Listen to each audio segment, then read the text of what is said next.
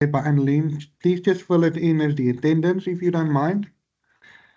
And we would like to also welcome Jacques from VNV Training and Be Safe Program Development. Jacques Pretorius will be our speaker today, and the topic that we will discuss is flammable storage, COCs, and then of course hazardous substance transport. We all know that in our industry it's very difficult to manage some of these items, but we'll hand it over to Jacques just now. Please remember to fill in the Teams form in the chat for Annelien and the attendance. Jacques, you are welcome to proceed. Thank you very much, Yopi. Good morning to everyone. Hope everyone's doing very well on this Tuesday, halfway through the week.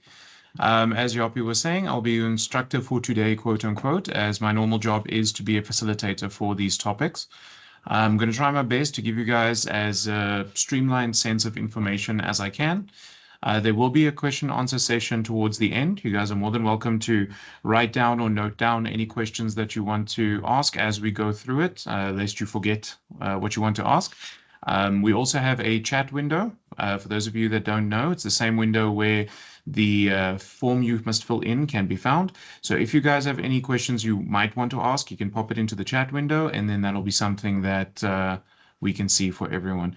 I'm seeing Quibus is asking whether we can share the presentation with the group. Just to confirm, can you guys see the presentation in the background? Yes, I do believe we will share it, Quibus, and then Jacques, we can also see it. If there's anyone else who can't see it, just let us know, please. Yes, please let us know about the audio quality. If it's good and everyone can hear, everything sounds good on my side. But if there is going to be any break or interruption on your side, please keep in mind that you can just re-click the link that Annelien has sent to us. Thank you very much, Annelien. And then that'll allow you to re-enter the meeting. Sometimes when I do online training, people's internet connections do drop. So if that happens, you guys can just re-enter the meeting. Okay, then the presentation itself, I'll share. It's the same presentation that I've converted into a PDF. So it will be forwarded to Annelien once we are done. So anyone who is interested, you're more than welcome to inquire by her about the presentation itself. I also have some contact details for the businesses that I've gathered some information from. It's also helped me to organize, which will be at the end of the presentation. So you guys are more than welcome to contact these facilities for the appropriate inquiries, let's say it like that. Okay, so just to give you guys some background before we start, give a few minutes for the last couple of people to filter in. In South Africa itself, we have quite a few very hectic chemical laws. Most of which that I'm going to go through now. I've done a little bit of research when it comes to not just the flammable storage, but also the transportation of dangerous goods. I'm also an instructor for these courses, but in a generalized sense. Whereas normally when we go to clients, we have got more specific details of the chemicals that they're dealing with. Obviously, I can't have 50,000 different MSDSs coming from you guys. So please, again, I would just like to say, if you have questions, feel free to ask or post those questions within chat. Okay, and then as well, I've been an instructor for, or a facilitator rather, let me say, for 13 years, an assessor for 11 of those. And I work across almost all industries, from farming, such as what you guys are doing, all the way through to construction, generalized logistics, fabrication, maintenance, installation. I am a general health and safety facilitator, so anything from legal liability through to first aid requirements, as well as the OSHA Act in general. So again, if you guys do have any questions that you want to round out towards the subject matter, I'll either be able to answer them or find someone who will be able to answer them for you. What I normally stress to my students is that this is not a lecture, it's a facilitation. So if you do want to ask questions, again, feel free to do so. If I did not answer your questions, then I did not do my job, and I like doing my job. So feel free to work with me on that point. Okay, Yapi, I think that's enough preamble. Do you think we're ready to get started? Yes, just send a thumbs up if you're ready, and we'll kick off the presentation. Remember, there will be a Q&A later on, but if you want to ask questions, just raise your hand and we'll go. Thank you very much. All right, then. So let's just quickly kick into just the concept of chemicals in general. So we've got some kind of foundation to start off with before we go into a bit more details. It's important for us to understand how the law defines a chemical. A chemical hazard, as well as a standard chemical, is not always the same thing. Whenever we say the word chemical, and this is important to note, especially for the safety people, the assumption is automatically things like acids and poisons, explosive substances, or flammable liquids, and this is a misconception. Everything is a chemical. Water is a chemical composition of H2O, for example. The difference comes in whether or not something is a chemical hazard. A hazard is defined as anything with the potential to cause harm. So a chemical hazard is anything with the potential to cause harm through a negative reaction specifically. Think, for example, petrol being ignited. The reaction would be to heat or flame. Poisonous substance would be whether it's not in contact with being breathed in, with the skin, with that type of contact medium. An explosive needs a catalyst. So it has to be able to react to something to be deemed a hazard, and the outcome needs to be a negative outcome. Again, not just being burnt or poisoned, but there are several different categories or classes that the law will define a chemical as being. Now, through some of the information that I've been given, and again, thank you, Yoppie, for all the assistance that you've given to me. I'm finding out that you guys are dealing a lot with poisonous substances, things like pesticides. You've got flammable liquids or fuel sources, things like petrol or diesel that you are dealing with. It's worth noting that in South Africa, for a chemical to be legal for trade, it needs to have a UN number, which we'll talk about a little bit later with the flammable storage as well as the transportation. But that requires it to have something called an MSDS. So for everyone who has done something in background of health and safety, you will know that an MSDS, or what some companies call an SDS, is a material safety data sheet or a safety data sheet as standard. These are 16 points as defined by the SABS, who is the ones who regulate the system. However, the contents always come from the manufacturer. So for those of you who want specific information about the chemicals that you possess, what I would recommend is making contact with the manufacturer that you're dealing with and requesting an MSDS or SDS for that particular chemical. This normally will give you a good idea to start off with, because they will recommend your storage instructions with the chemical CoC, as we were mentioning before, but as well other common things like first aid techniques when exposed, or firefighting techniques if an emergency were to happen. So that's normally a good place to start off with. So now we've got a rough idea of what a chemical is. Let's actually move into legal references. Now, the first topic that I want to talk about is the transportation of dangerous goods, with flammable CoCs going to be towards the end of it as a general information session. The reason I want to do this is I'd rather have the things that most people had questions about towards the end, so the questions are nice and fresh in your mind. So let's start off with the dangerous goods. So dangerous goods is defined by the National Road Traffic Act, which is Act 93 of 1996. This was established by Parliament and is regulated by a combined body of Parliament and the South African Bureau of Standards. This is due to the fact that we're doing a lot of international trade on South Africa, where we either bring in processed materials or raw materials for the purposes of processing or use. So there's a lot of different people involved, a lot of movers and shakers. Normally, the National Road Traffic Act gets minor revisions every 2 to 3 years, with major revisions between 5 to 10 years, depending on how technology and the use of the roads change. Now, the law will also have dangerous goods definitions. So just as we defined chemicals before, we have to define dangerous goods. It means the commodities, substances, and goods listed in the standard specification of the SABS 0228, the identification classification of dangerous substances and goods. Now, within the scope of that first point that we've got there, you have to remember that the people that are coming through to do audits, for example, the Department of Labor inspectors that come through, or even just clients that might have their own standards before they make use of those services, they read these documents with a context of information. So in other words, they know what it says, but they don't always know what it does. The easy way to understand this is, just because I give you a driver's license, it doesn't mean that you're automatically a mechanic. There's different levels of knowledge that you can have to this. So it's worth noting that anyone can read this. This is why you will see throughout the presentation, I'm giving you guys the SANS and SABS numbers that you can follow up on to actually go check those standards yourselves. And if you do plug it into Google, it's a quick search away. Most of these are free to download from the SABS site itself. Now, There are also manuals that can be downloaded from the SABS directly that goes into more detail on the standards. However, those need to be purchased before they can actually be used, because they do come with not just the standard itself, but some varying explanation and simple breakdown to understand. So there is a difference between those. So if you do a search on this and you can't find it except for a purchasable copy, that's unfortunately how the SABS runs things.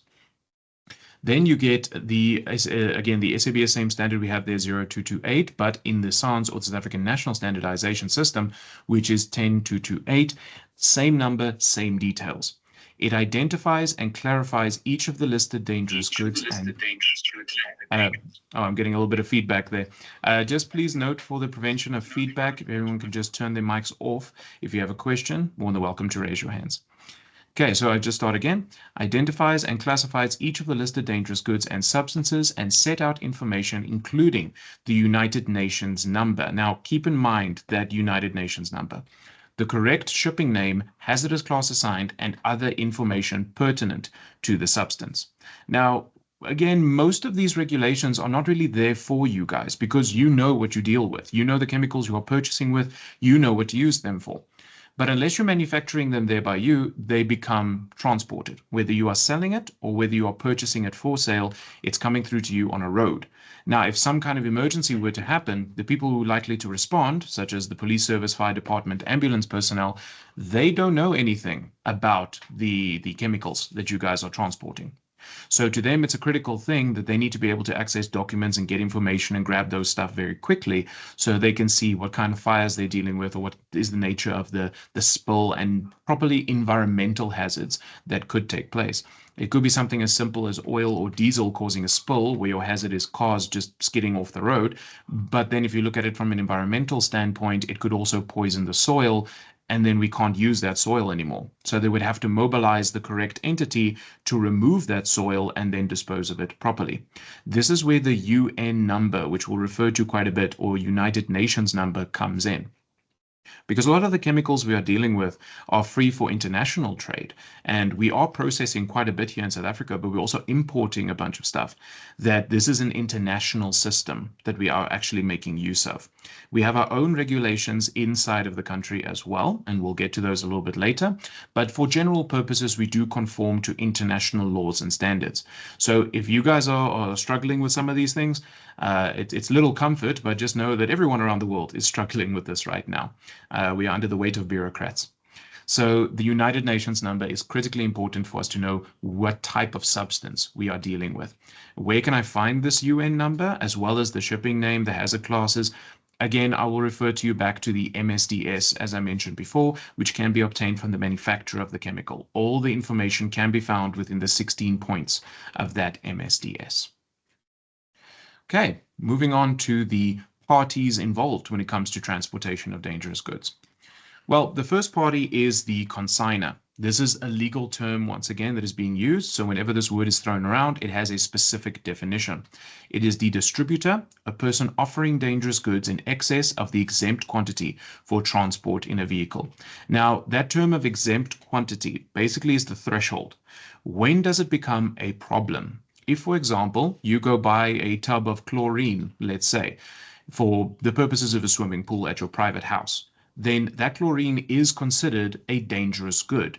But you don't need a normal vehicle to have all of the signage and all of the permits and all of the qualifications in order to transport 1 kilogram of chlorine. The reason for this is because it's not above the exempt quantity. So in a slide or two, I will be showing you guys how to figure out the exempt quantity, as well as where to get your references for those numbers. But if you are above the exempt quantity and you are the person selling the product, you are considered a consignor or distributor of that product. And thus you hold liability for the processing as well as the storage of that item up until the point where transportation is to be done. The next person is an operator. We call this guy the middleman every now and then.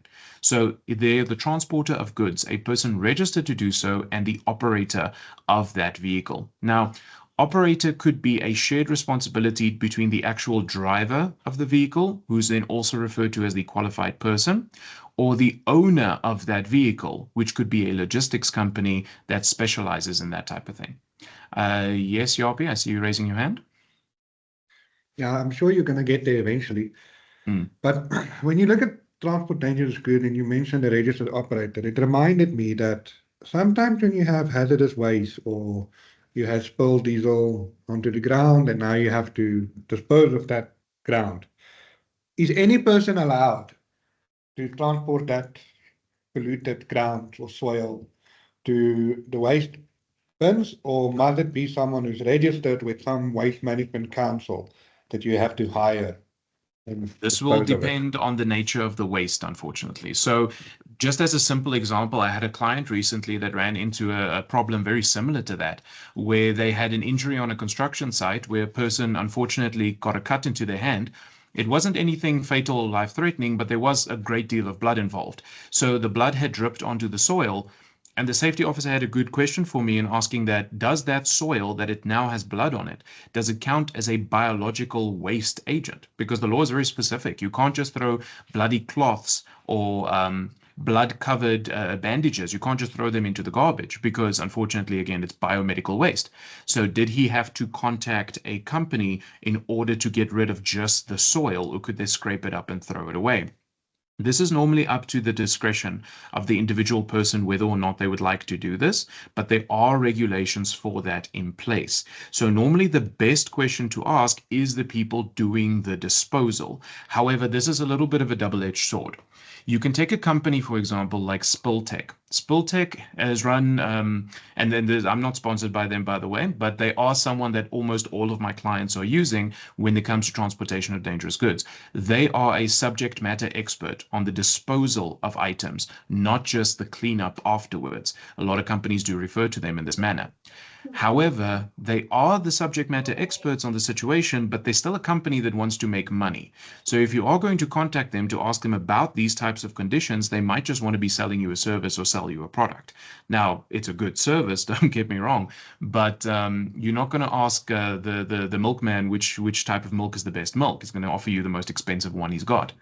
So I would recommend getting into touch with the experts because it would really depend on the nature of the chemical itself. Petrol, for example, is not as poisonous to soil as what diesel is, but both can be considered as an environmental hazard. There is accidental spill measures that can be read up upon within the MSDSs, and you will get information there based on the specific chemicals. But I would say it's up to the discretion of the person looking. So if you, as the owner of the business, is looking at that spill and you need to clean it up, and you might go shrug your shoulders and say, it's not that bad, I can do it myself. But then another person, like let's say a labor inspector, might have a different opinion upon it because now they are the observer and their opinion allows it to change. Unfortunately, in South Africa, we've got over 850,000 different chemicals that are legal for trade. So there's no way one person can know all of them, and not all of them are even dangerous goods. So it's up to the observer to make that decision. But again, my final advice on that would be contact a business similar to SpillTech if you have one in your area and ask them what would be the acceptable quantity for us that we can dispose it by ourselves. What would be those measures, or do we need an external company to do it? Does that answer your question, Yapi? Yeah, thank you. Does anyone else have a question for Jock, or can he continue? All right, I guess continue. Thank you. Perfect. Okay. So if there is a question that's happening, if you guys do not want to interfere with the process, I think it's a good idea, again, to post it into chat because obviously I'm going off the presentation here. You can maybe ask Yapi to raise any questions that comes up. So he will be the mouthpiece of the meeting. I think that's a good way to handle it. Okay, so the operator, getting back to them. As I mentioned, the operator could be the person driving the vehicle or the person who owns the business that owns the vehicle, as well as the employee that does the work. The law is a little bit loose on this one. However, the liability is consistent with the highest qualified person. So again, this could be the driver, where you've got individual drivers running their own logistics companies on a smaller scale, or much, much larger logistics companies running fleets of vehicles at a time. So whoever your middleman is, and it could also very well be you yourself, if one of your employees is moving above the exempt quantity goods from one site to another, and you are selling those goods, then you could be both the consignor and the operator. Maybe the client is supplying their own truck drivers, in which case they become what we call the consignee, which we'll get to, as well as the operator. And the operator could be someone completely in the middle. It's got nothing to do with either.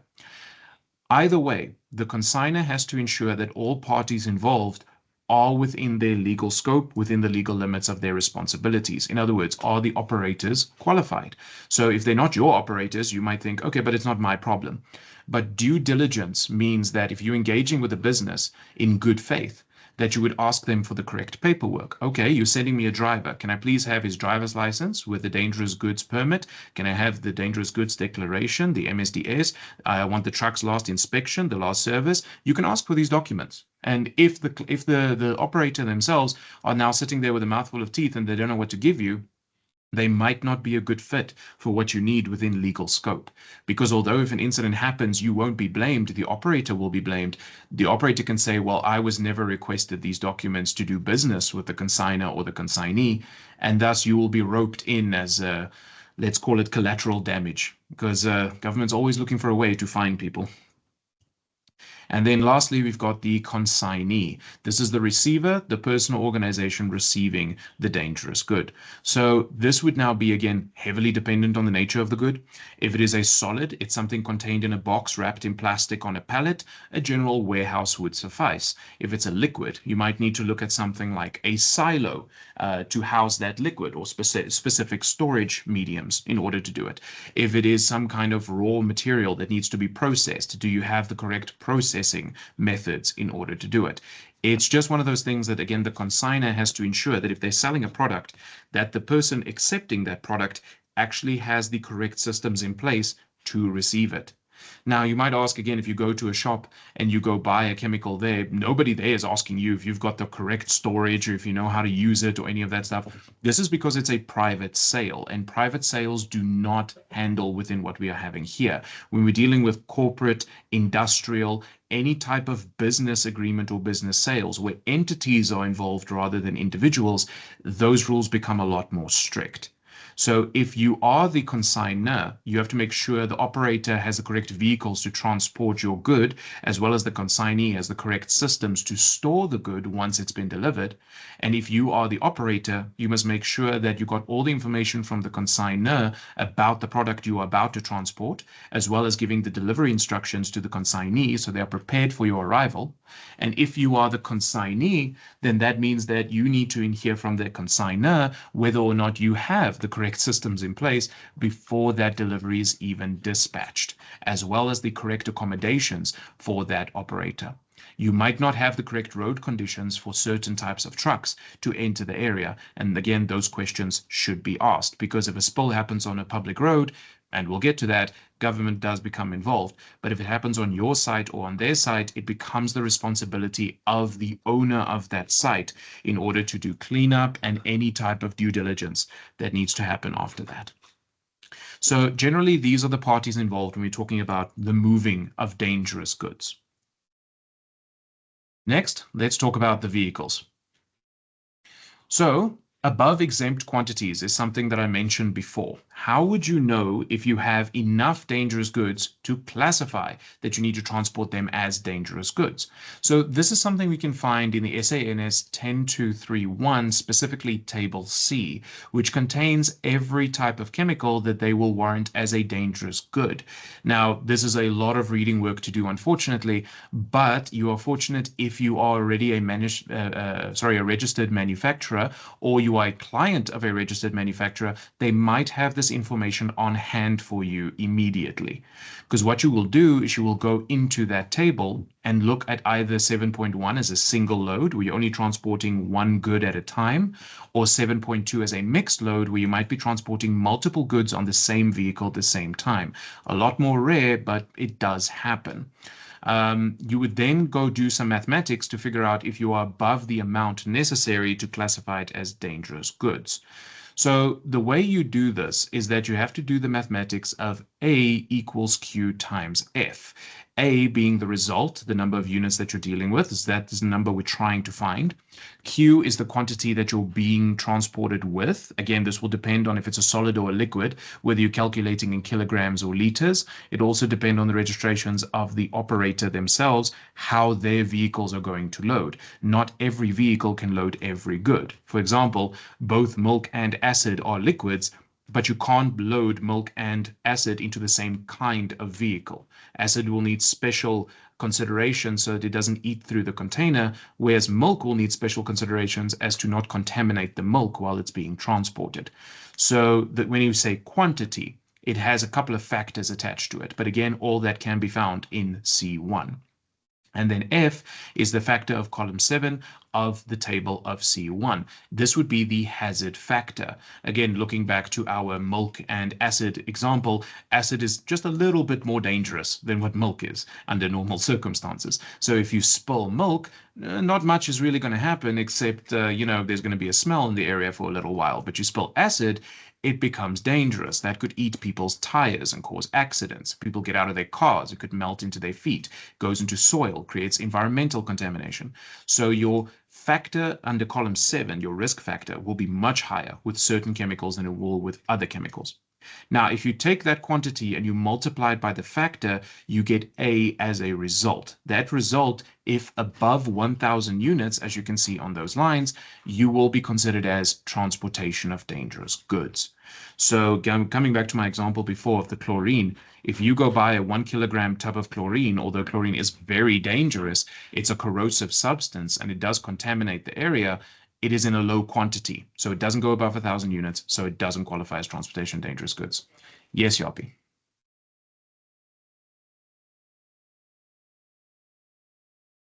Yapi, your microphone is still off.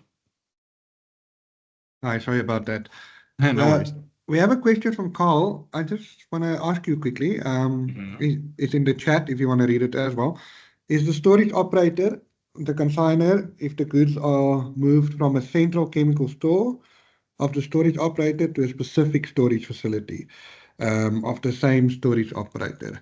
Did you get that, or should I ask Carl just to explain? In the same scope, let's just jump just one back to that slideshow, because I think I understand what you're meaning as well. If you are producing your own good and then storing it elsewhere, and then using that storage at a later period for your own services, then you are not selling the product. You are not buying the product. If you are manufacturing it yourself, none of this becomes relevant.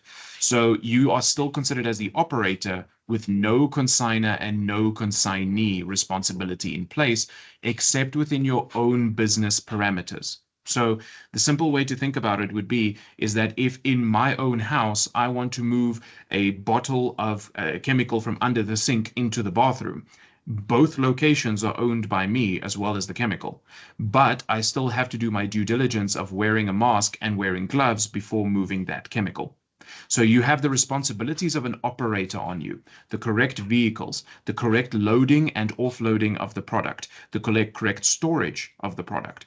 But because you're not physically selling the product yourself, you're a manufacturer, you can be considered a consignor in certain courts, but that would be stretching it because you are not offering the good to anyone. You are not selling it. And you will not be considered the consignee because although you are technically receiving the good, you are also the manufacturer of it. So it's more an argument that instead of receiving it, you're moving it from one point to another point.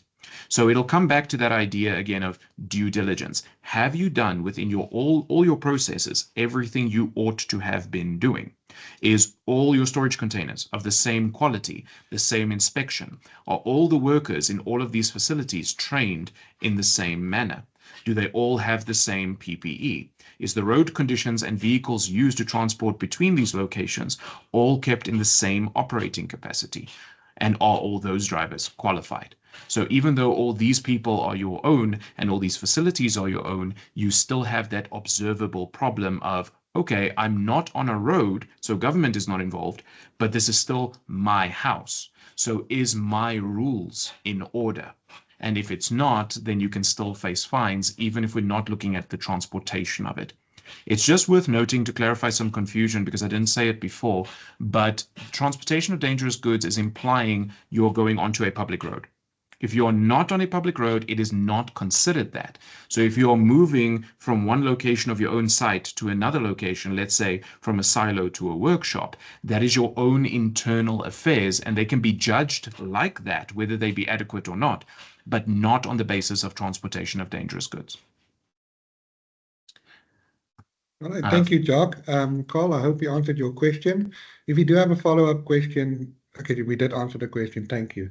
So I guess the same rule applies for the Safety Act says you must provide a safe working environment when it's within your confinement of your space and your your buildings. If you go onto the road, transport of dangerous goods shall apply to all public roads. Anything with the N or R, that's public roads. Thank you, Jock. Perfect. Okay, I kind of like the system we're going. So if you guys have any questions, again, just post it on to Yapi. I'll see his hand go up, and then we'll answer the question. If I do misunderstand the question, and I don't answer it the way you want, you can maybe try and rephrase that question, and I'm with you guys as long as you need me. So let's get back to those exempt quantities. So as I said, this is the generalized formula that they use. And if your answer, your exempt quantity is above 1,000 units, you're considered as transportation of dangerous goods. Again, with that caveat of you're going onto a public road.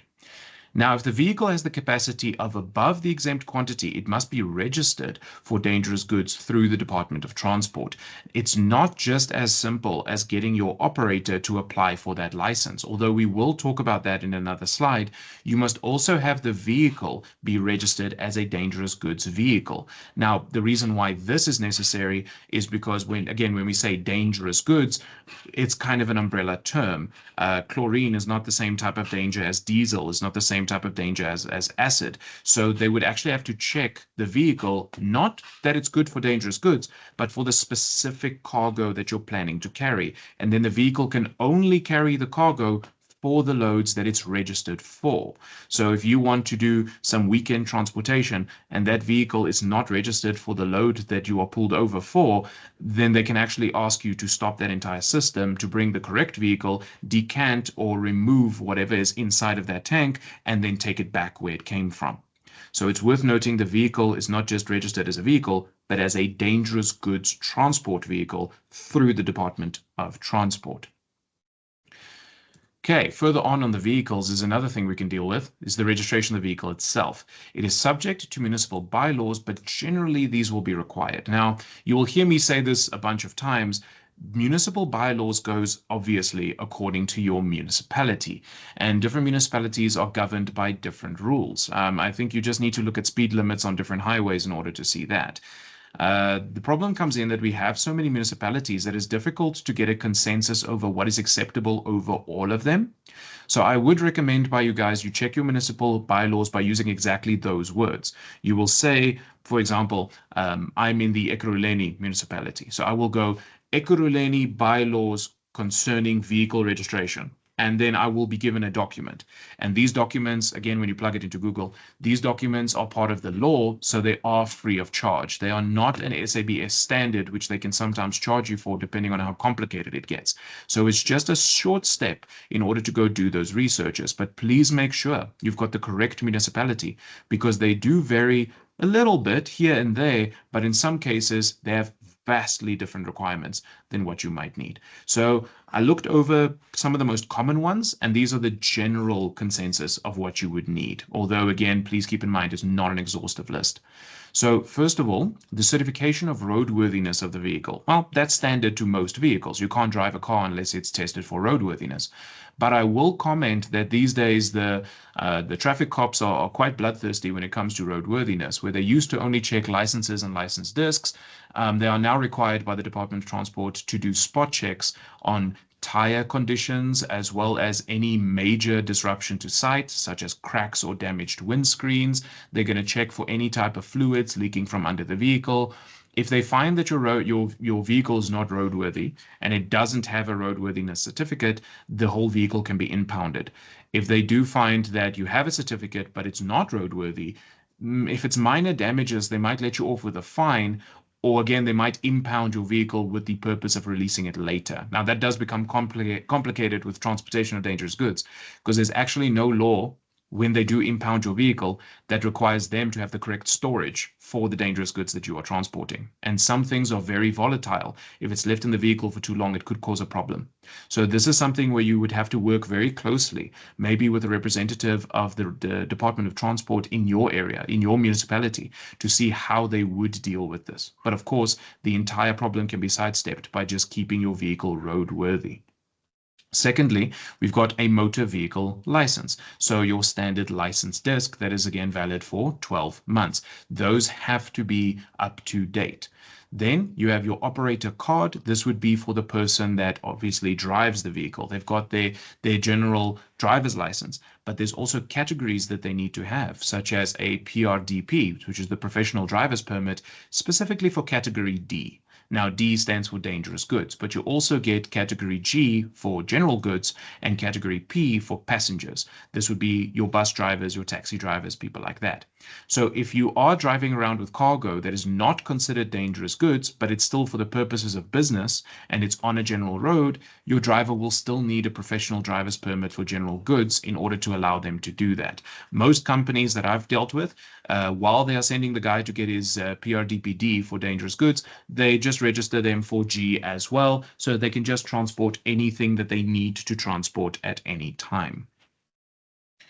Then an additional requirement that to actually do the transport itself is that the vehicle must be marked with the appropriate signage and placards with the required emergency numbers. Okay, so what this means in effect, and we will go over the placard and what needs to be on there, is there needs to be signage on your vehicle so that I can see from a distance that this vehicle is a dangerous good vehicle. For those of you who might not have known, you might have seen trucks with an orange diamond on the front of it. This is an indication to the people ahead that they are a dangerous goods vehicle behind them. And it gets a little bit more complicated than that when we're looking at the actual placards. Then we also need to note that the driver of such a vehicle has to have a valid PDP or professional driver's permit and is qualified and certified as the dangerous goods vehicle driver. Again, if they're doing general goods, this is not necessary, but if they are doing dangerous goods on the subject matter, they need to do a course. Now, the details of this, you do a course, the certificate lasts for 1 year, and this doesn't matter where you go, it's always valid for 1 year. This is by order of the entity that we are registered with in order to do the training, TITA. And they need to register within 6 months of completing the course. So the certificate might still be valid, but if it's longer than 6 months that they applied, then unfortunately they will not be given the PRDPD. So once that happens, the certificate is not enough, the driver's license is not enough. We have to combine both. And within the period of 6 months, then it will be accepted. Then let's get into the details of placards. So the placards are the actual signage that goes around the truck itself. We're looking at the SANS 10232, which requires all vehicles transporting dangerous goods need to be fitted with at least 3 placards on the cargo containment area and a danger warning diamond on the front, as well as additional markers depending on the nature of the risk involved. Now, this one I pulled directly from the SANS standard. So it's generally vague, but they do give some measurements and criteria of how these placards should look. Obviously, they shouldn't be 3 centimeters by 3 centimeters, but most of us have seen these types of signage before on trucks. We might not be able to know what it is, but this is generally how they work. So first of all, we have the space for the UN number. In this case, it says mixed load. So if you do carry 3 or 4 different goods on the same truck, you don't have to have all 3 UN numbers on it. You can say mixed load. But if you're carrying only one type of load, the UN number will be present in the first block of the placard. Secondly, the operator number. Now remember, the operator can either be the driver or the company that owns the truck. So in this case, it could be an operator number that directly puts you into contact with the driver that's on the road, or it could put you in contact with a control room that is in control of that driver themselves. This always has to be a company representative, and it has to be someone that is available 24/7. So if I call this number, someone has to answer. If they don't answer, the company can be levied with grievous fines depending on the municipality that you're on. Because again, these trucks, they sometimes park overnight. They might have a spill. This is the only number that we've got to contact the business with. So if that were to happen, keep in mind, the law prosecutes you on what could have happened rather than what happened in some cases. The second number we see there is a specialist number. This could be a consultant that you make use of. This could be a manufacturer that is supplying you with the chemical. This could be a third-party company, such as Spiltech, for example, that's aware of the chemical that you are dealing with. Keep in mind that the specialist is someone they want that's outside of the business and is not a stakeholder in your processes. Because certain companies will actually be willing to cover up certain things because it's better for them in legal terms to protect themselves, that they would lie. So the operator number is not always reliable, and thus we have a tertiary specialist number that we can call. Now, again, this is not to say that either or number needs to be called first. Normally, if I've got a problem on the road, I'll obviously want to call the business. But the specialist number is more there for the paramedics, the police, as well as the fire department to call as a third party that will not worry about the company's image in order to properly save lives. So again, if there's no accidents, these numbers are not really relevant to the business in its operations, but it is required for these to be there. And lastly, we get the class of good, which is the dangerous goods diamond that you would see at the back. There are 9 classifications of dangerous goods, and the way that you would see what your dangerous good class is once again going back to our old friend, the MSDS. There is a point within the MSDS that specifies DG class, standing for dangerous good class, and it will find within one of the 9 classes which one it is to carry, and then you give this through to the company that might be designing your placards. Now, any company that designs emergency signage, this would be your first aid stations, your green running man, your assembly point, that kind of thing, they should be able to manufacture these placards. So it's not something that we can print out on our own printers and just put on the side of the vehicle. It has to be a fire-resistant material. It has to be reflective to a certain degree. Again, all your criteria can be in the SAN standard. This is why I mentioned it for you guys up there. Now, just to give you a quick overview, your dangerous goods classes would be explosives, flammable liquids, flammable gases, flammable solids. You also get corrosives and oxidizers, so anything that's acids or anything that would make fire much worse. You get your poisonous as well as biological agents. This would be your blood, tissue, organs, that type of thing, but also things like pesticides, like what you guys are dealing with. You get radioactive substances, which require special permission from government to use, although I do doubt you guys will be dealing with it, but if you do, just keep that in mind. Just the normal training will not suffice. That would be class 7 for anyone that is interested. And then your last class would be miscellaneous, class 9, which means that it doesn't necessarily fall under any of the classes that we have described just now. It might be something very special and very unique to your business, at which point that will need to be declared by the Department of Transport every time it moves. Now, in the case of the picture we can see in the presentation, it just says dangerous. This is because this is just the generic design that the SANS standard will give through to us in order to show how it should look. So dangerous is not actually a diamond. Now, keep in mind there are classes within those. So, for example, with your flammable gases, you also get gases that are only flammable when they're kept under compression. So there are subclasses to that as well. Yes, Yopi? Yopi, your mic is off again. Sorry about that. I'm having some No problems. problem. But we have a question from Auriza Talyat. They are asking, what about transport of liquid nitrogen in quantities less than 100 liters? Okay, so in that case, unfortunately, again, I don't have the MSDS for liquid nitrogen right in front of me, but you will have your categories there. Again, if I move back just to our previous slides, there we go. I will go take liquid nitrogen. I would take it to the SANS standard of 10231. I would go look at table C1, find liquid nitrogen under section 7.1, because if you're only transporting that, it's a single load. I will then take its hazard factor, which is F, multiply it with the amount of liters that you are transporting, and get an answer. If that answer is above 1,000 units, it is classified as dangerous goods. And at that point, we will then have to look at what special considerations we need to take for the vehicle that's transporting the liquid nitrogen. Obviously, liquid nitrogen is incredibly cold. It's super cooling. So in that case, normal metal might not work because it would be brittle. So a manufacturer of that substance would be able to tell you, okay, well, this is the special canisters we need. Are you transporting it in one bulk load? Are you transporting it in individual cylinders or individual containers? If so, how are they being strapped down? How are they being tied down? It's worth noting that with a lot of the stuff, guys, that if you are dealing with this product, the law considers you the SME, again, subject matter expert, whereas the general garden variety labor inspector might not be able to understand what you are doing with those objects or how you are dealing with them. They can read a paper. So if you adequately prepare this type of documents, again, by looking at these references that I'm giving you, and you've said, okay, well, I've done the math and my liquid nitrogen is in quantities below 1,000 units, which means it does not consider transportation of dangerous goods. So you are then loading something like that into the back of a bakkie. It is still your responsibility to strap those things down, because even just 1 liter of liquid nitrogen could kill people. And then we have to ask the question of, are you transporting it in a mixed load, which makes it then a little bit more complicated, because then you've got multiple F factors and Q quantities in order to take into account.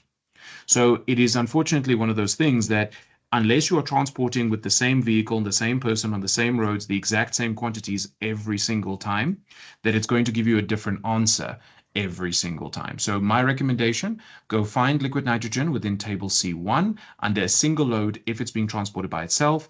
Use the formula as provided. If the number is above 1,000, then you're just going to take all the knowledge you have as either the user or manufacturer of that substance and then compile a document that I can then give, let's say a 50-page document, I can give through to Department of Labor or Department of Transport and say, listen, this is everything I am doing. And they'll look at those documents and they'll go, yes, this looks sufficiently complicated enough. And then they'll have their own experts have a look at it to make sure that it's good. But the traffic officer right next to the road that pulls your truck driver over to check all these things, they're not going to know any of this. They don't know what the chemical is. They don't know what it does. They don't care. They just want to see whether or not your business has done the homework for them, that they can just look at the numbers and compare the notes on what they got. Again, I will remind everyone that in South Africa, there's 850,000 different chemicals that are legal for trade, and only about a quarter of those are dangerous goods. There's no way anyone can know all about it. So I would recommend you guys do your research within context of what you need to deal with your specific individual quantities. And if you're struggling with this system, there are workshops that the SABS does every now and then where you can sit in a meeting very similar to this one, where their experts will sit there and go through everything with you. If you want it a little bit more home style, and I was going to put this towards the back of the course, we are also doing training as well for transportation of dangerous goods as well as hazardous chemical handling. So if we do come to your site to do training or we do the training online, we will require you to give us an MSDS. So we will then discuss that with the students and then get to these numbers on those individual chemicals that we're dealing with. So I hope that was more or less an answer that you were looking for. Yes, thank you. Is there any other questions that Jock may assist you with? Okay, Jock, I think you can continue. Thank you. Beautiful. Thank you very much for the questions, guys. Okay, so we just finished looking at the placard as well as the, again, in general, just the 9 different goods that you have, but I will remind everyone, in your MSDS, it will give you a DG class, and that'll tell you all of this information you need to know, as well as just searching the word placard. If you start scrolling past all the companies that's trying to sell you placards, you can get quite the number of articles about it that the Department of Labor themselves have written, again, according to the specs. So if you don't want to go through the SANS standard in terms of buying the whole package and getting all that information, there are a lot of breakdowns you can get online specifically for the bylaws you might have in your municipality. Just one thing, and sorry, it only occurs to me now. You must please keep in mind that if you are someone who transports over municipal lines, that the second you go into another municipality, they don't care how compliant you are with your municipality. You now have to be compliant with their municipality. So if you drive from Joburg to Cape Town, for example, and you pass through 20 municipalities on the way there, each individual police officer is trained only on the municipal bylaws that they are appointed in. And if you do not meet those criteria, that could be something that is a problem a little bit later on. So when we talk about route plan, which we'll get to in a few slides, that is something that I'll mention as well. Okay, now let's quickly talk about the driver. So when we are putting people in a vehicle, we have to remember, again, we are transporting dangerous goods. It's not just a legal name, it is considered as dangerous. So it should be someone that is trustworthy. As a result, government has set in some generalized rules for these drivers that if these things are not in place, even if they've done the training, even if they go through all of the hoops that they have to jump through, if these boxes are not ticked, they will not get a dangerous goods driver's license. So operators must ensure that drivers receive annual training, as I mentioned, every 12 months by an approved dangerous goods training body. So this is any company that has their accreditation with TITA for this course specifically. This applies to both light and heavy goods vehicles drivers, and training must be relevant to the type of vehicle and dangerous goods the driver is assigned. So just because of that question about the liquid nitrogen before, when I say light and heavy goods vehicle drivers, I don't just mean trucks and bakkies or trailers. Remember, we can determine this by looking at our exempt quantity. And if it's above 1,000, it doesn't matter what the nature of the vehicle itself is. So you could be dealing with, let's say, 5 liters of a specific type of acid, but if it is a very dangerous and caustic acid, then its risk factor would be high. So even just 5 liters of the stuff will put you over that 1,000 threshold, and then you would have to apply all of this stuff, even though it's just in the back of a bakkie. For anyone who's been driving around cities for most of their life, like I have, you will sometimes see these little scooters or cars that are transporting blood or organs from hospitals. So because that's a biological agent, it's considered as a dangerous good. But I don't think anyone will argue that 5 bags of blood is not really that much. It is just because it's hazardous in terms of its biological hazard, the problems that it can cause, that it will then be called a light vehicle, even though it's above the exempt quantity. So to qualify for a D category professional driver's permit, the applicant must have the following. First of all, produce a certificate issued by the approved training body within the previous 6 months. So in other words, again, it's valid for a year, for 12 months, but if they apply at month number 8, they won't get it. Now, this is one of those bylaws, or not bylaws, sorry, this is one of those municipal laws that have come into play specifically because they don't trust someone who's got all that knowledge and then sat on it for longer than 6 months, because they obviously will have forgotten it. Whenever I do first aid training, I notice it, or rather I say to the management that when we are dealing with first aiders, they don't get practice because practice implies injuries happen, and we don't want injuries to happen. So a first aider that goes a while without tying a bandage will not know how to tie a bandage. So the same thing applies in the logic here. If you haven't driven a truck with dangerous goods, you have forgotten everything you've been taught within 6 months. That's the logic that they give there.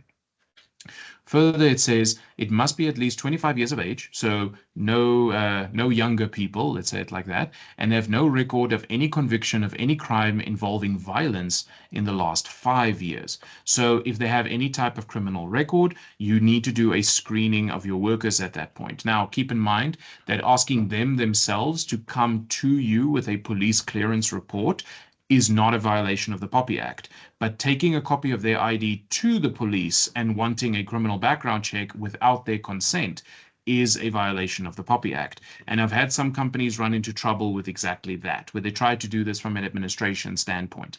Now, for those of you who don't know, POPI is the Protection of Personal Information Act, and year by year it's becoming more strict with how we handle people's personal details and personal informations. So I would make that recommendation, then rather than you guys as the business going out and doing it, asking the individuals to bring their own police clearance report before you send them for training.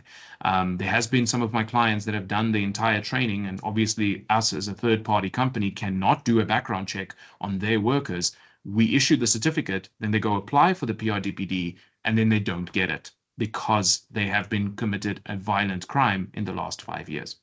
So it's worth checking that out before you guys pay for that training, because it's a quite intense training, and remember, it has to be done year on year. Then after that is produce a valid medical certificate. So in that scope, the valid medical certificate will have to clear them for the type of dangerous goods that they're dealing with. Again, we will refer to the MSDS. If we go into section 4 of the MSDS, it will give us first aid information. So it will tell you, for example, this chemical is dangerous when inhaled. So that means I have to go do a medical that concerns lung function. Are their lungs strong enough to be able to breathe the chemical in the case of an emergency? So different medicals will be required depending on the nature of the risk of the chemical. Now, there is one catch-all medical. We just call it a full medical. That is lung function, eye test, blood pressure. They even check allergies in certain cases.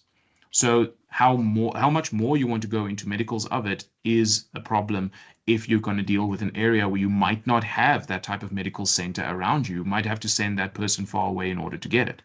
And again, this medical certificate is required in two places. Number one, to apply for the DRPD, and number two, when a trainer does the training, they'll request a driver's license and a medical certificate and all those things as well. So another thing to keep in mind.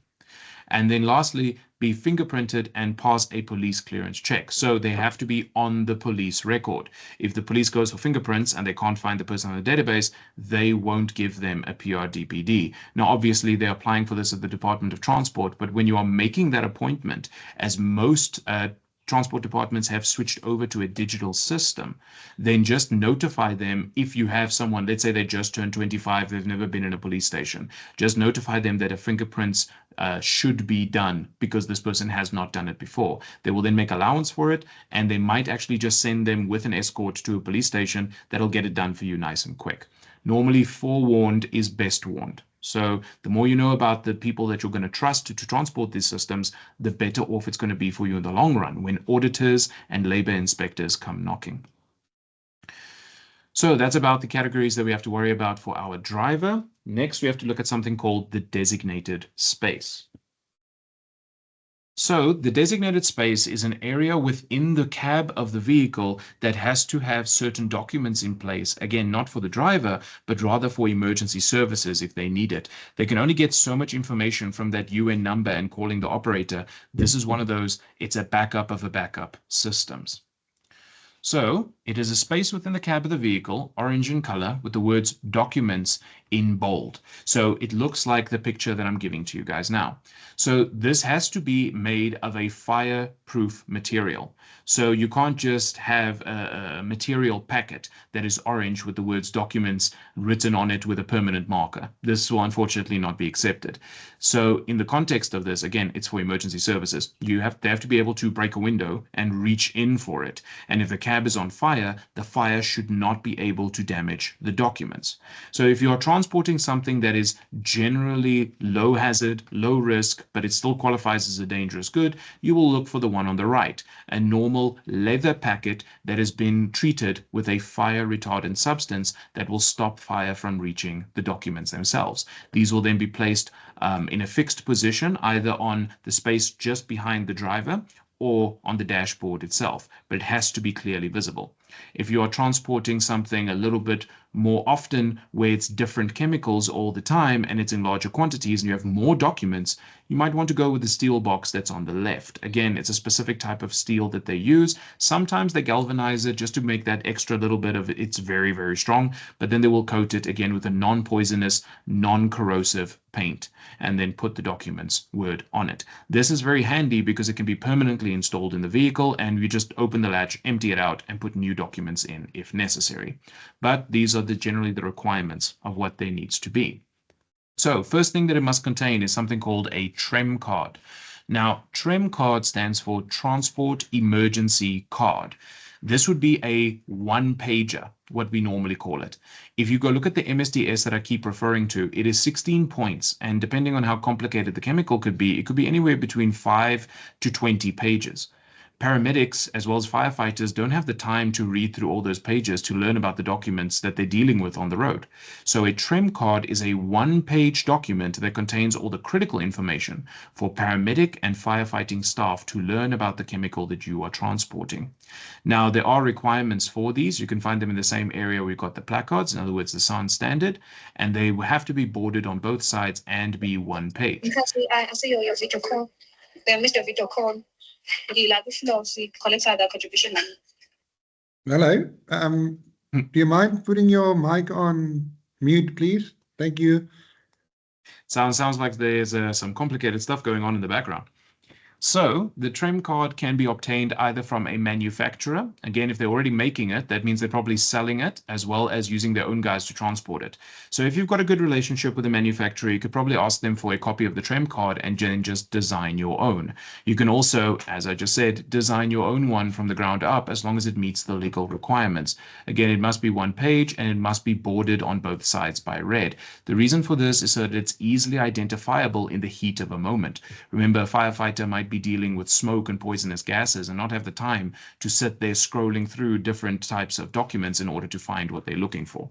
So the TREM card is a requirement as the transport emergency card.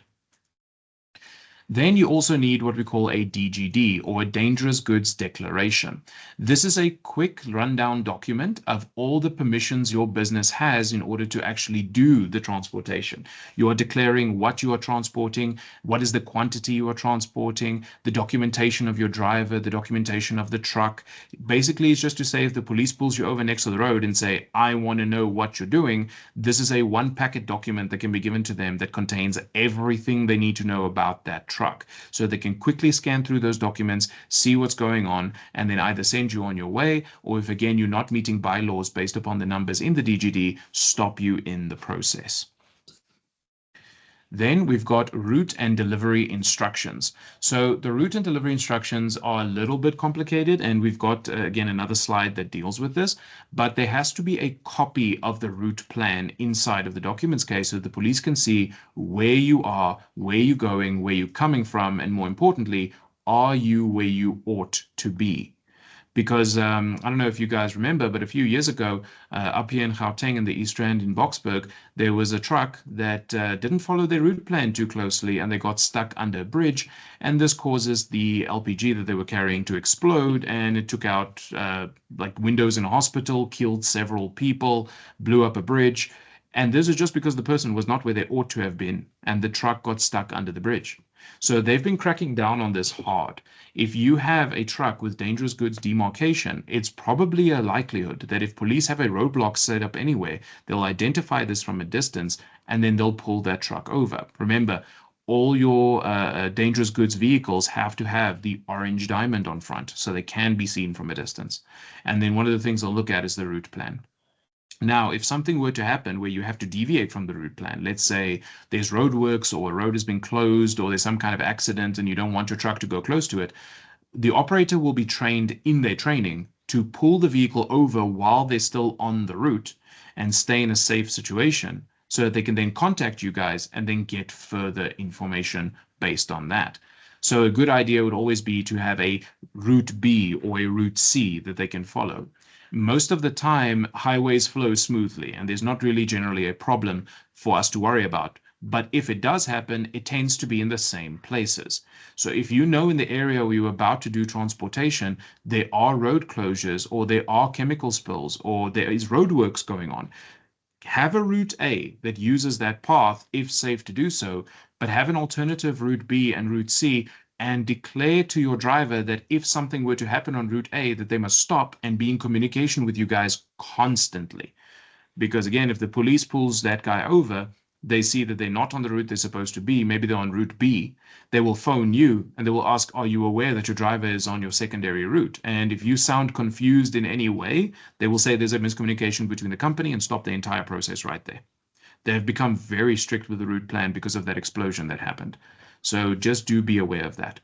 The delivery instructions obviously comes from the client only if you are dealing with the consigner-consignee relationship, paying respects to that question that was asked before. So if you are delivering internally to your own business or to a different site that is yours, you do not have the consigner-consignee relationship, but you might still have instructions for your workers that side to confirm that they do the correct thing in order to ensure that the actual chemicals are being delivered properly, whether they be offloaded by forklift, whether they be decanted into a silo, whatever system that you've got. Remember, a procedure that's written down in these categories is not there for you. It is not there for your guys. It is there for the people inspecting the documents. So make it as clear and easy to understand as possible. You might have been dealing with that chemical for 20 years now, but the police officer checking the documents is seeing all that for the first time. So if they can't read it, they won't let you go. So make sure it is as clear and easy to understand as possible. And then lastly, the container packing certificate. So this would be something that if, again, you are using packaging that has been either contaminated within that scope, or you are using either a closed container itself with all the stuff inside of it rather than an open planned truck, as we normally call it, you would have a certificate for that as issued under the SANS 10231 or the normally empty packing certificate of SANS 10406. And again, these are only if they are applicable. So if you take one of those giant plastic containers full of diesel and you take them to site and you load all the diesel off and that empty container comes back, it's still a dangerous good because it still has pieces of the diesel inside of it. It will never truly be empty. Similar to how we don't store empty gas cylinders outside in the sun because they will never truly be empty. So in those cases, if you are dealing not with the chemical, but rather the container of that chemical, then you will have the same standards on you as well. So when you've transported, let's say, from A to B, and it was above the exempt quantity, and you've offloaded at B, and then you want to go from B back to A, and you only have the empty containers, and those are obviously below the exempt quantity, then you're going to be looking here rather than the transportation of dangerous goods regulation. So again, I provided you guys with those SANS numbers. Please make sure to write them down if you know that what I'm describing is something that you're dealing with. Look into it. This is where you can get that information from. Okay, but keep in mind again, these certificates, they're only necessary in the orange box if they're applicable. If they're not applicable, don't worry about it. Okay, moving on. The route plan, the thing that we've been talking about for quite a while now. So first of all, though there is not any direct requirements for planning the route the vehicle must take, it is the responsibility of the operator, remember, not consignor or consignee, only the operator, to take into account the hazards associated with the load and carefully plan the path the driver must take. So in this case, if you have a road, a long highway, that just goes from one point to another point, one off-ramp to another off-ramp, it's not that complicated. It's a straight shot. The problems come in when you are going to do this in and around specific areas like schools, like churches, community centers or areas. Now we have to plan very, very carefully because if our chemical were to spill in these areas, we would be held liable for the potential endangerment of these people. I mentioned it vaguely before, so let me explain it. The law doesn't deal in what happened, they deal in what could have happened. And that is the standard to which you will be held liable. So let's look at the cause of liability, for example. If you want to be liable for something, we often misunderstand the words of, oh, this guy's liable, that guy's liable. Liability and responsibility is not the same thing. Responsibility is what you are paid to do, whereas liability is what you are expected to do.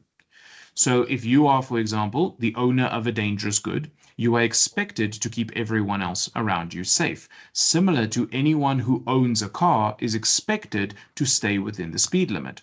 You do not get rewarded for doing the right thing, but you do get punished for doing the wrong thing. This is how the law operates. So if you go over 120 kilometers on the highway over the speed limit, for example, what will happen is they'll give you a ticket, or if you go high enough, they'll just arrest you.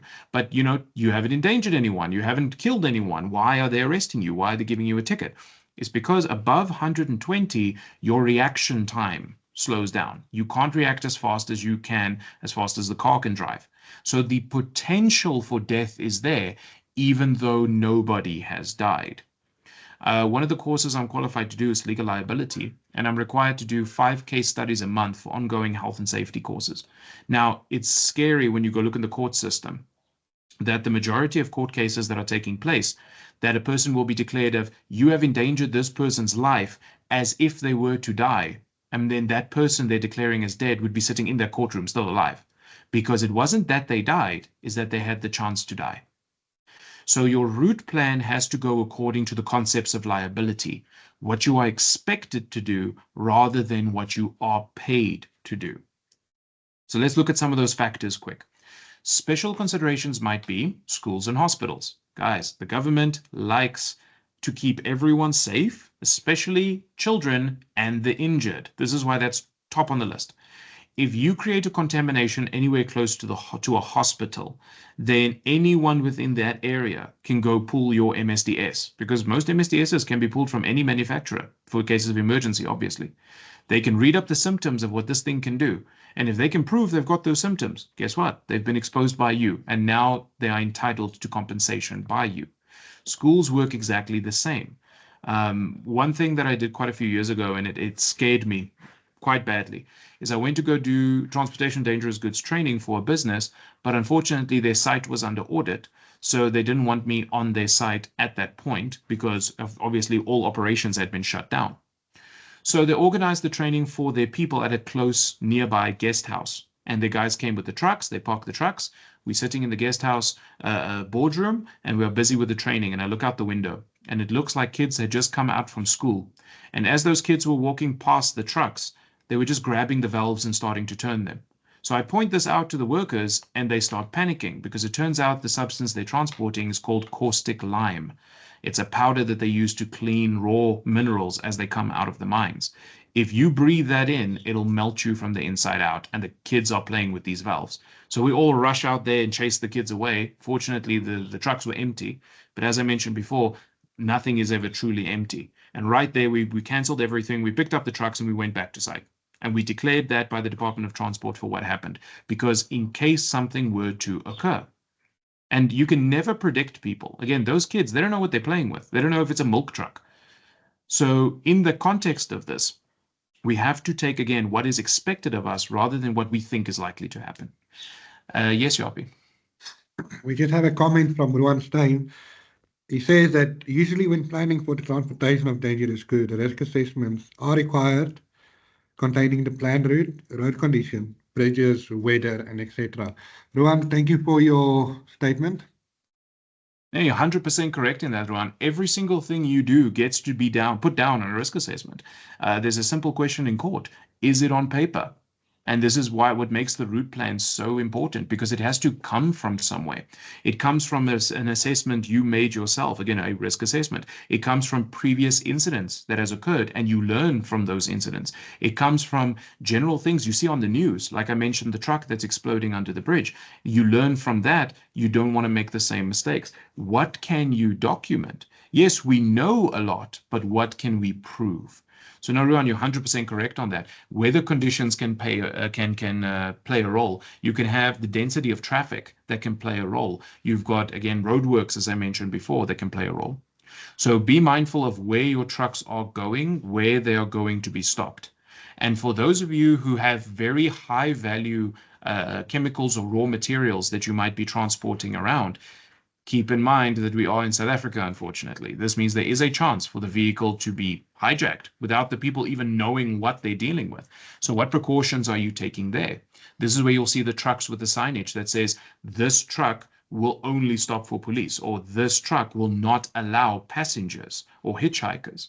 This truck will not drive on the yellow line, because these rules are things that you can lay out ahead of time. And again, if nothing happens, nothing happens. But if something does happen, you foresaw it and you took action to prevent the unnecessary problems from occurring. We also got centers of high population that we have to deal with. This would be anywhere from the middle of a city to a suburb to a township. In these cases, if you take, for example, the N1 that goes up to Polokwane, you've got quite a few townships that are built right next to the highway itself that's barricaded with only a flimsy brick wall. And in some cases, even that brick wall is broken down completely. So if your truck were to touch wood, if it were to get a burst tire and it goes off the road, it will go straight into a community. And in that case, how many of them would be contaminated? We're not just looking at soil contamination. We are looking at the destruction of houses. We are looking at people becoming sick, injured, or even killed because of the processes that we're dealing with. So they will go look at, oh, what was the tire thread like, and what caused the burst tire, and. They will be wanting to point the fingers. So if you are going close to centers of high population, it's worth setting rules like lower driving speed or more cautious driving. Agricultural areas, I mean, that's the areas you guys are dealing with, right? You don't want some kind of diesel truck off-roading itself off the highway and going into your fields and dumping its entire load of diesel right in the middle of your fields. And exactly that is why these rules are in place, where you have to take into account what is growing in those areas. Now, farmlands are high value, but even more high value would be anything that's considered a nature preserve. So recently I had one of my clients that had an incident where a truck broke down right next to the nature preserve. And even though nothing happened, they got fined that the truck had to take that route in the first place. So the alternative route was 50 kilometers away, but the law said, you know what? I'd rather have you guys pay a couple of $1,000 in petrol extra than having to deal with that type of contamination. So this is why I'm bringing that up. Agricultural areas is where anything grows. And if it's protected specifically, the hammer will come down. So try and plan away from those areas. Now, again, you are in that situation. You can't really do that. Yes, Yopi. Ruanstein has another comment. When transporting explosives, then you don't stop at the roadblock and etc. The SAPS open up the road for you to continue moving with approval from the CIE. 100% correct. With specific conditions comes specific criteria. As I mentioned before, you're not going to transport milk the same way as you're going to transport acid. So if you are dealing with explosives, the question would be, are you purchasing those explosives from somewhere? They will then provide you with the rules. If you are manufacturing these explosives, then you are a registered entity and you are familiar with these rules. So guys, if you are dealing with any form of explosive substance, your dangerous goods class number 1, then please do refer to the specific rules of that manufacturer or your own registry and inform your drivers according to those principles. Thank you very much for that, Ron. Then after agricultural areas, we've got major roads, highways, and intersections. So we don't want to obstruct traffic. I myself, I do a lot of work in Gauteng, but I also work throughout the country. And one of the biggest problems we've got within Gauteng is a truck will break down in the middle of the road during rush hour, and now we all have to bob and weave around it. Even worse is if that truck is carrying a dangerous good. As Ron mentions, explosives, for example, could be incredibly hazardous. Raw materials have corrosives, flammable liquids, flammable gases. All it takes is one person not paying attention and ramming the back of that truck, and now you've got a major incident in your way. Another thing that we're contending with highways, intersections, places like that would be bridges. We have to take into account the height of our vehicle, as well as the height of the bridges. And if we cannot clear the bridges, obviously it's an unacceptable route. Normally, a lot of companies that do abnormal transporting, they get around this by having a bakkie drive in front. And if something were to happen that they could not have planned for in advance, then that bakkie would see it a long time before the truck actually reaches it, and that stops the process. Now, transportation of dangerous goods does not require escort vehicles under certain conditions. It depends, again, if you go read your SAS, there are certain conditions where that's required, but unfortunately, it's just your driver on the road. So clear instructions from the business that they have signed for should be given to indicate that if something were to occur on a road that is unexpected and we did not account for it, such as a bridge, and you do not have the clearance, don't try to go through it. If you are slowing down and stopping, make the call. If you cannot stop under the circumstances such as explosives, then have a plan B, have a plan C. The fortunate part is if you guys are doing stationary business, you might be already very familiar with the roads that you are dealing with, where the bridges are, where the intersections are, where the power lines are hanging, anywhere where there might be flight strips, where there are aircraft flying around, so on and so on. There's no end to the number of risks that could be present. If you know your area, you can attend to this. But when I do risk assessment training, I warn my students, if you think your risk assessment is done, you just have become blind. That's it. You are never finished. There's always something that someone else can point out, something you could not have foreseen.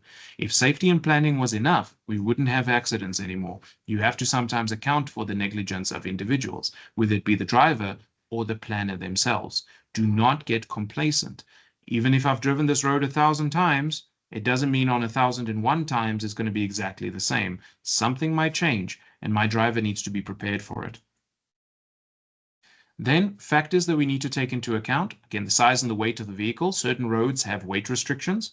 So if you're going over those weight restrictions, you're going to have to detour around that. Again, knowing your local area might be a good idea there. Alternative routes, your plan B and C, as I mentioned before.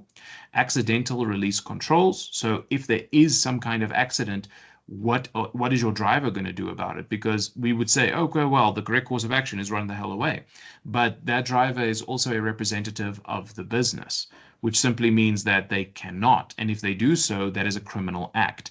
If they are within their capacity and it is safe for them to do so, they must do everything in their power to control that release, okay, accidental or otherwise.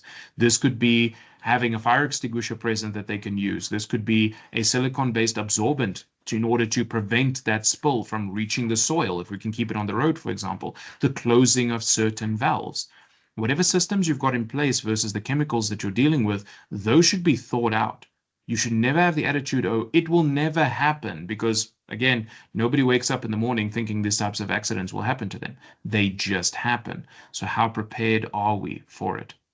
And then lastly, the fire and response to accidents. So what factors can we take into account of the nearest fire department, the nearest responders?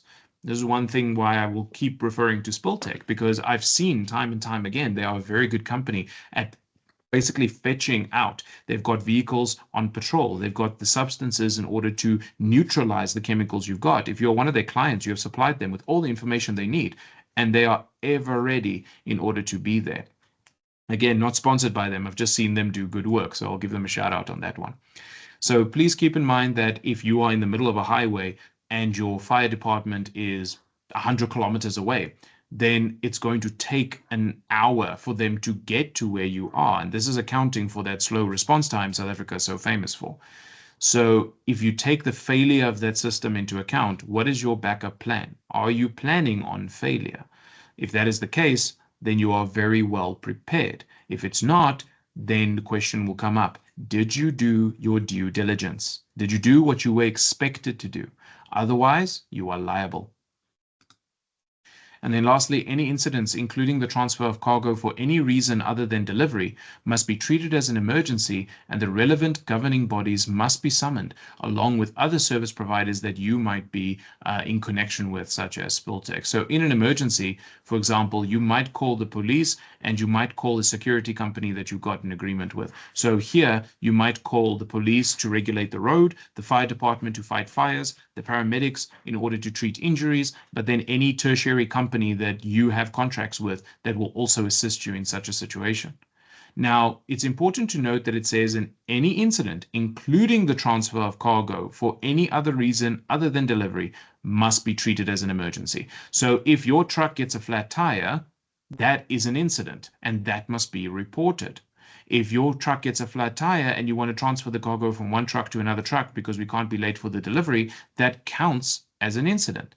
And then all the relevant government authorities need to be notified. As I mentioned, the police, the ambulance, the fire department, but we're also looking at long-term reporting of incidents, such as the Department of Transport must also be notified so that they can do their own internal investigation. Now, to quickly understand this, we have to define what is an incident. So an incident and an accident is not the same thing. An incident is something that happened that could have been prevented. And an accident is something that happened that could not have been prevented. So let's say your truck gets struck by lightning. That's an accident. You could not have prevented that. However, that's still something we need to report. We have launched a couple of thousand volts into your acid that you're carrying in the back. Something might have happened to it. So the truck will then stop, and then we will report that accordingly. But again, even something like a flat tire will have to be reported. Now, will they do something about it? Will they mobilize the military to come and arrest you? No, obviously not. Different types of incidents will have different scales of response that comes down to it. It's just that important thing to note that we must report. Now, if we do not report, then we are obstructing investigation, and that comes with its own fines. So if you get caught out that you are not reporting for whatever reason, there will be heavy fines levied against you. This is why I'm hammering on this point specifically. Any incident must be treated like an emergency, even if it's a flat tire, even if it's a transfer of cargo, does not matter. All right, so now let's get to that topic of risk assessments. What risk assessments do we need to do in order to complete everything? The assessment of the hazard and risk associated with storage and transport of these substances must be made.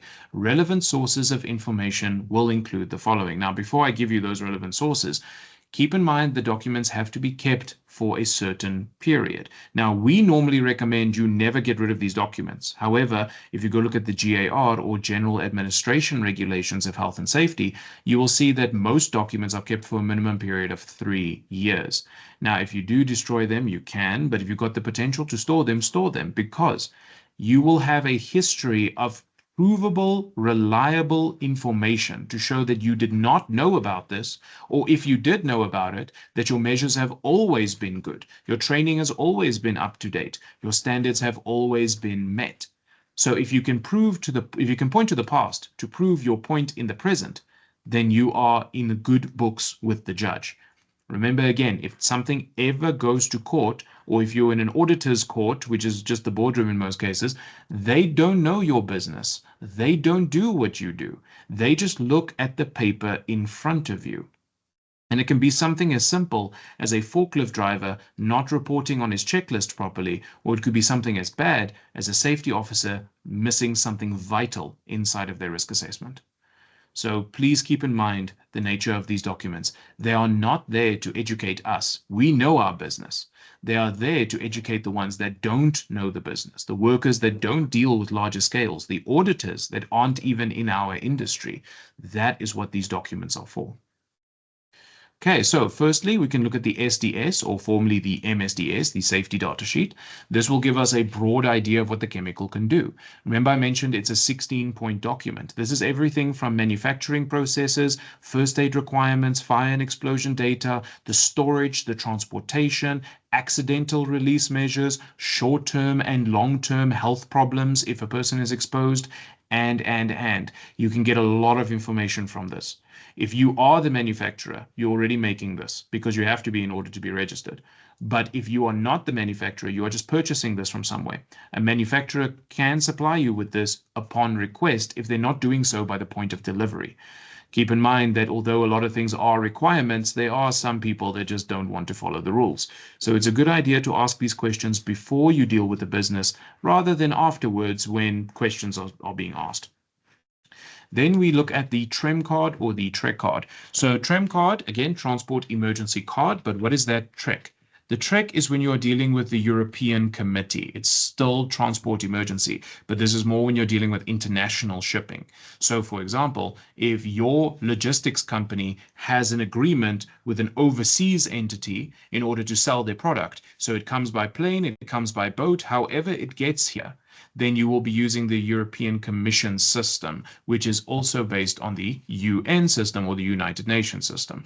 Again, I cannot hammer enough the point that when we are dealing with chemicals, that it is an international business, and a lot of the chemicals we work with is the same as what is being shipped on an international level. So there are different places for you to look at this, but this is only really relevant if you are the consignee or the operator being provided this stuff. Again, if you're the consignor or the owner of the chemical, then you are going to be the one either producing this card, or you'll be supplied this card if you're using a third-party manufacturer. You can also look at the baseline risk assessments that is done by a competent person. Now, there's a little bit of a misunderstanding about how risk assessments work within safety industry.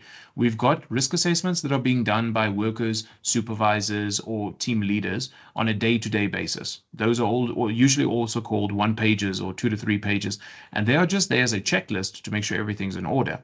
A baseline risk assessment is a monster. It's a 30, 40, 50-page document, depending on how complicated your site is, that has any number of information on it that is only to be read by a person who is competent to do so. It can be quite the complicated document if you don't know what you're looking at.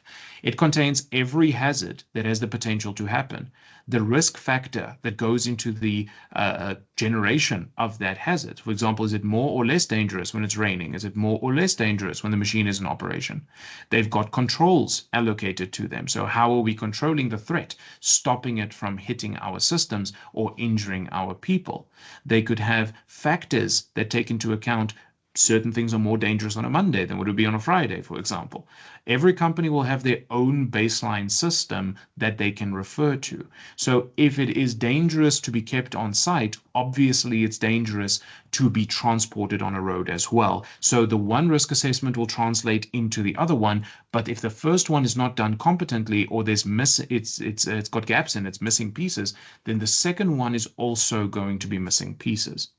So it's worth looking at our systems and cross-referencing. This is where you will have events like what we are doing right now. We've got many different businesses that are attending this system. We've got many different individuals attending this meeting. So how are you guys interacting with one another, networking? Because you might have been dealing with a problem on your risk assessment for years without having realized it. And then it comes up in conversation and someone can generate a solution for you. Or vice versa. Maybe you've come up with a solution, but it's not industry standard yet. And a lot of other people are struggling with it. Then you get the local fire department. Okay, they are usually a very, very good source to point to and say, okay, you guys are supposed to come and fight the fire if something happens on my site or happens on my roads. So what are you guys going to do about it? Later, when we get to the CoC, we will see that the fire chief is normally the one that is very, very filled in on the bylaws and how all of that stuff happens. So who better to ask how government will judge us than government, the people who are there to respond out to it. Now, you can bring in the Department of Transport, you can bring in the Department of Labor, but normally if you do call them out to come have a look at something, they're going to say, you know what, while we're here, let's audit all of your systems, just for laughs. And then you can get into a little bit of trouble there. So contacting the local fire department is a good way of saying, listen, we are doing our due diligence. If there's a large-scale emergency, we can't do anything. You guys are going to do something. So I am orientating you with my chemicals. I am orientating you with my farm, with the roads, with the machines, with the people. So if something were to happen, you guys are much better prepared. And then in exchange, they will then give you a lot of information concerning the bylaws and government expectations when it comes to running your site of health and safety. So check out your local fire department, have good relationships with them if you can. If you're not already in talks with them, please do try and get into talks with them. Generally, they don't want to fight fires, as nobody really does. So any advice that they can give you in the prevention of such an incident will be to everyone's benefit. Then the manufacturer of the substance. Okay, well, who will know better what's going on in the kitchen than the head chef? If I'm the one who makes that chemical, I can tell you everything about it. Mainly, the manufacturers will have certain technicians under their control, technical experts whose job it is to do the mixing, to run the machines, that knows what the base materials do, not just the final product. Again, I'm not a mechanic myself, so I know you just put some engine in the fuel tank and then the car goes, but a mechanic will give me a lot of information. I don't need to be a mechanic to understand that petrol is a fuel source, but I do need to be a mechanic to understand how it interacts with the different systems of the car. And you can apply this type of knowledge across the entire board. And most people, if you are their client and they are manufacturing a substance that you are purchasing, they'll be more than happy to give you any information that you need in order to keep your business safe, because they'll keep you as a client. They'll stay in your good books. Normally, remember that we always say the client is always right, but only in matters of taste, unfortunately. So keeping your clients happy is always a good idea. Thus, the manufacturer can always be consulted, and you will just say, well, I'm not happy if you don't help me. And then you'll see how quickly they jump. So these are all valid sources of information when you want to compile a risk assessment on a specific load for a specific truck on a specific day. It's also worth noting that every situation, site, and vehicle is different, and a job-specific assessment can be made with accompanying checklists to ensure compliance with company policy.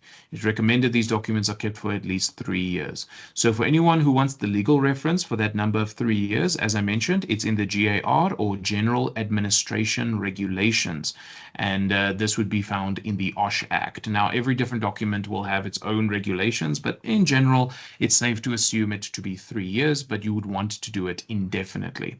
Now, just one thing I do want to mention at the end of that paragraph, it says, ensure compliance with company policy. So company policy requires that we have a system in place to keep ourselves safe that will then be used to hit us over the head with. It's a simple thing where government will just request your policy, a weapon that you have made that they will now use against you. So ensuring your own compliance within your own business is one of the first steps. Don't worry about government. Don't worry about labor or the transport department. Don't worry about any of these things. If your house is not in order, that's all they need to put you away.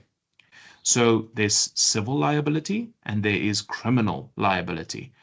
Before we deal with criminal, we always deal with civil first. This would be your entities' agreements with one another. This would be a workers' contract, all the way through to something as simple like a cell phone contract. And this can become as complicated as multi-million rand contracts with other businesses. That is civil law. So if you are dealing with a client, or if you are the client that is currently dealing with this, and the manufacturer or the client has got certain requirements, before we do business with you, we want you to have X, Y, Z into play. This is where your policy has to come in. What does your policy say about it?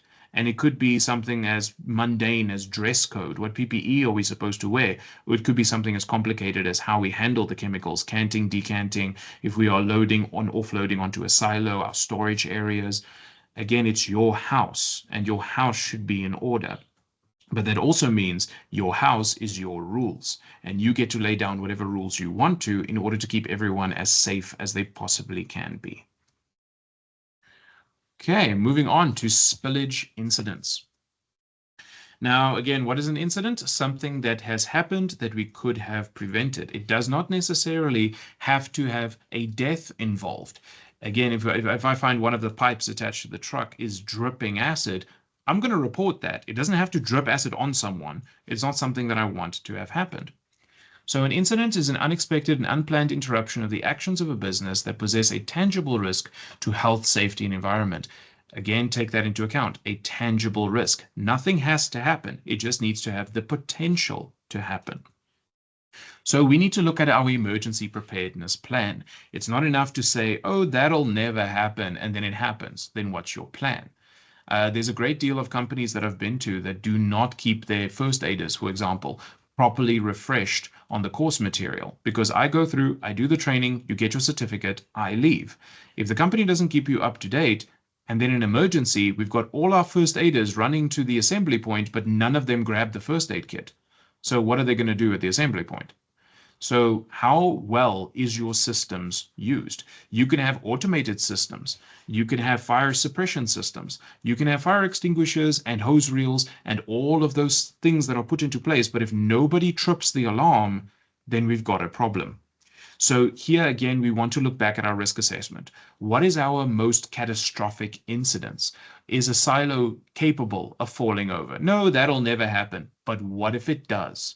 Can my warehouse catch fire? Where am I storing large quantities of flammable substances? So on and so on. If something were to happen, what's your plan? I'd rather have the plan and not need it than the day I need it and I don't have it. And if you have that plan, practice it. Then emergency contacts and containment. So who's your manufacturer? Who's going to come fight your fires? Who is going to help you if something were to happen? How far away are they? Is it feasible to rely on them? I could say that in the case of one of my workers getting injured, I'll phone the paramedics.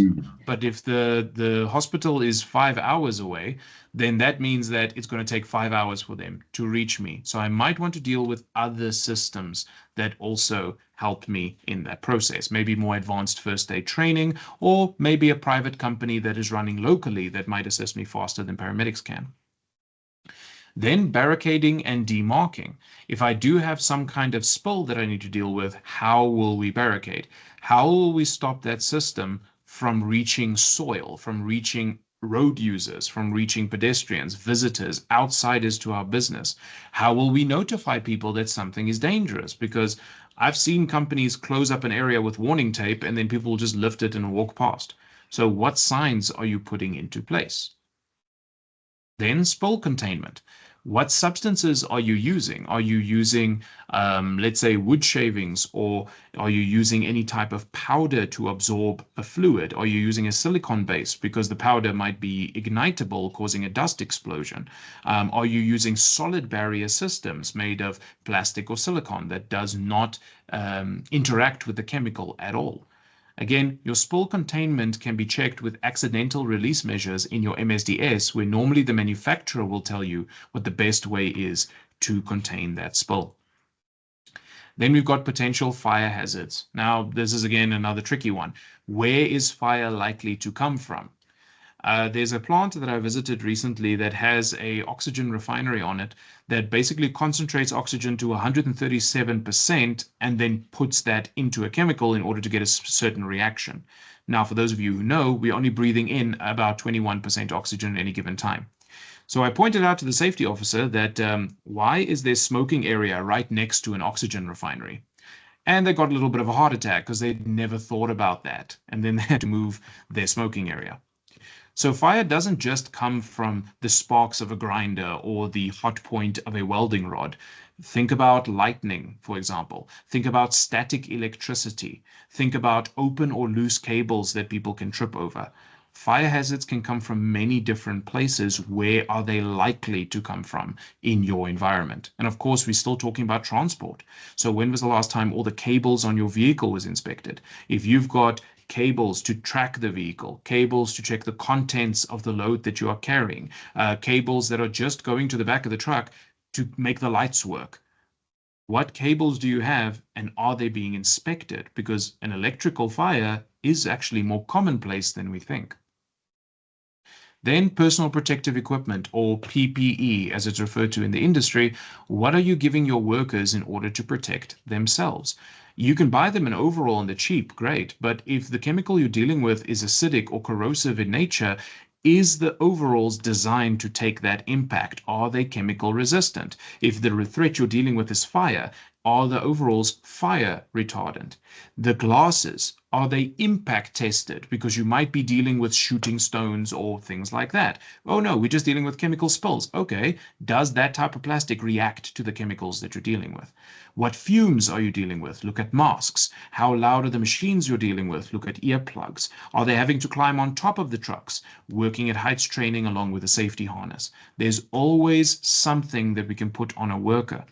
It is, however, worth noting that PPE is on the bottom rung of what we call the hierarchy of controls, that being how we control a dangerous situation.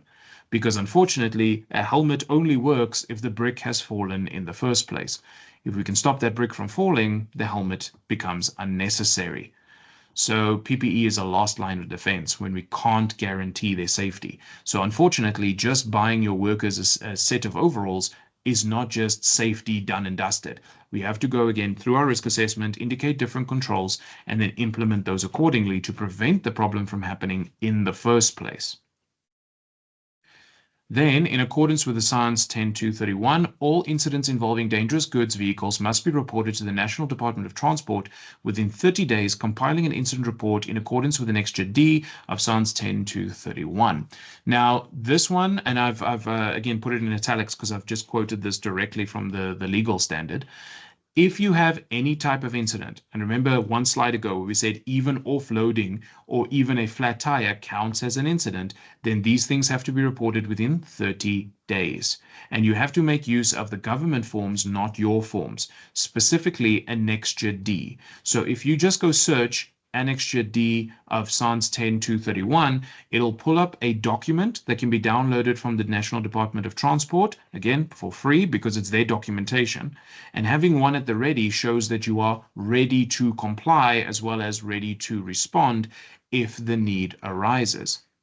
So with noting of that little point of 30 days, if you reply on top of 30 days, you also have to have a reason as to why you're replying only on top of 30 days. You should reply as soon as possible. Okay, they're just giving that in terms of allowance to allow them adequate time to respond in kind. Now, this doesn't mean when you're doing this report that automatically the Department of Transport will come out to your site, or they will go to where the truck is, or they will handle it like some kind of emergency. Again, the nature of it matters. We don't need our workers to have fingers cut off before they talk to us. Even just a small cut on the hand can result in an infection that will cause them to lose their hand. So every small cut should be reported, even if that cut is not life-threatening. So in the case of an accident, every flat tire should be responded. it's normally a good idea to talk to the Department of Transport, telling them or asking them rather in your own municipality where the lines are here. Where would they like you to report? Where would they like you to, you can leave that, that's fine, you don't have to report that. If you do have that kind of agreements with them, or you've done your research, you've spoken to them, please make sure to keep those. Keep the responses that you've gotten from them. Keep the emails. Make sure you CC your safety department in these things if you do have one. It's always a good idea to have proof that you have done your homework, you have spoken to the relevant people, and these are the responses they've given you. I think everyone at some point has been caught out where there's been a verbal agreement with someone, but then in a meeting or in some kind of investigation, that person turns their opinion and says, oh, no, I never said that. So having that proof of what you were told is very important. So yeah, have a good relationship with your Department of Transport, and you won't really have to worry about this all that much, but this is how the law is written, unfortunately. Okay, so that's basically it for transportation of dangerous goods. Our next slide, as you can see, is flammable storage. So just before we move on to the flammable storage, is there any questions anyone wants to ask before we continue? Yapi, I see you want to ask something. Yes, I did see Michelle's hand was raised. Michelle, you can go ahead. Thank you. Yeah, I just have a question, Jacques, with regards to the containment, the where these flammable items are stored. Yes. Is there like a policy with regards to, when the inspection should happen and, how often maintenance needs to be done? Because, with the fire extinguishers, they have to be maintained and they have to be checked on an annual basis. So is there something like that as well for these containment areas? Because, I mean, if it's always on the road and, there has to be some policy with regards to the maintenance and, of that storage unit, if that makes sense. Okay, so the easiest way to think about this is your truck itself is transporting the dangerous good is just a bottle with wheels. The wheels are inspected separate from the bottle. So your truck has to be maintained the way that any other truck would have to be maintained under the same circumstances. So it doesn't matter what good they are transporting. So there's your standard on that. So your service has to be maintained, your licensing has to be maintained. As far as the bottle goes, this would now be the flatbed or the container, if it's a liquid, whatever method you are using. This will then go according to your own personal standard. Again, I will repeat myself. In South Africa, there's 850,000 different chemicals legal for trade. So there's no way we can create a standard that is standard to one of them. If we look at the fire extinguishers, as you mentioned, they do have a standard because I can count on one hand what could be in a fire extinguisher. It's a dry chemical powder, it's a foam, it is water, and it is CO2 gas. Because I know exactly what might be in it, and I know exactly the type of steel that a fire extinguisher is made of, I can set a standard that everyone can apply to. But is government the ones coming to maintain your fire extinguisher? No, it's an accredited company that comes out to do that. So it might be a good idea if you are a company that deals with logistics to set up your own standard. If you're making use of a company that deals with logistics, they will already have their own standard. Looking at other companies that are doing similar things than you, how are they maintaining their system? So the law is very vague on this principle because the way you would maintain a truck, again, that's transporting acid is not the same way you would maintain a truck transporting milk. So you can refer to your, again, your MSDS in that case. You can refer to the manufacturer. Maybe the people who are manufacturing that good, they are storing it in tanks on site. Those tanks have to have a special lining. So now you think, okay, my truck should also have that special lining. So I'll just copy and paste the standard they've got into my structure and implement it exactly the same way because the chemical doesn't care who owns them. It's got exactly the same attributes. So across the board, the only standard I can give you is general vehicle maintenance, whereas the actual container of that chemical will be unique to the chemical, and you can most likely get that information from the manufacturer. Okay, so there is no kind of standard where they categorize them, these hazardous goods to say if it's a liquid that has this and this and this in it, then this is the policy with regards to, making sure that it doesn't become a problem when it's on the road in severe heat or whatever the case may be, and maintenance of that unit, like let's say like a petrol tank, they should, I don't know, there should be something that says No, no, there when it is. should be cleaned, how it should be cleaned, etc. I don't know. I The just wanted conditions to under ask which. that. Now, in some cases, if you actually go looking at bylaws or certain other laws, you will see that there's normally references to companies, corporations, or businesses. This is because, again, government can regulate petrol, but they're not the ones manufacturing it. So they might consult with Sasol, for example, who's got a big plant in South Africa in order to create rules around it. This is where, again, your bylaws come in on a municipality per municipal basis. But you can also have general laws on the national standard. So I've gone back in the slideshow. I've again given you the SANS 10.231, which again contains a table of every single chemical that the SABS regulates. Now, if you can find the name of your chemical here, you can get the UN number. The UN number is going to give you how other countries are doing these things. And normally, if you're looking at how other countries are doing it, it will be implemented here as well. So, for example, if you go look into the OSH Act, you will find something called the reasonable man clause. Okay. So it says what the reasonable man would have foreseen ought to have been foreseeable, whether what was guarded against and what measures ought to have been taken are judged by what the reasonable man would have done under the same circumstance. What is the reasonable man? It is all the behaviors we expect of a good South African unit. Sorry, I just have to get the right wording in my mind. A method which used to govern by community valuations. Now, there's a lot of legal speak that I'm throwing at you, but what this basically summarizes into is to say that if they want to know what you could have done, what you should have done, and what you did do, if that is standardized to any system, we should be able to grab that at the community valuation level. Now, what is the community? It's not where you are staying. It's the other people that are doing the same thing you are doing.